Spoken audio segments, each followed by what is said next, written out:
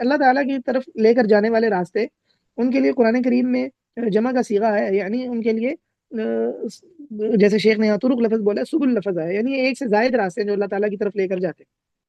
جیسے اللہ تعالیٰ نے فرمایا والذین جاہدوا فینا لنہدینہم سبلنا، اسی طرح فرمایا یہدی بہ اللہ من اتبع رضوانہ سبل السلام ویخرجہم من الظلمات الی النور بإذنہ ویہدیہم الی صراط مستقیم.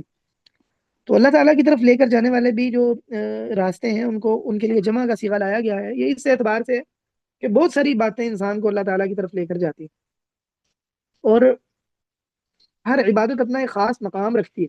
جیسے مثلا نماز ایک خاص عبادت ہے، روزہ ایک خاص عبادت ہے، بر الوالدین ایک خاص عبادت ہے، جہاد ایک خاص عبادت ہے، روزہ خاص عبادت. جنت کے 8 دروازے ہیں.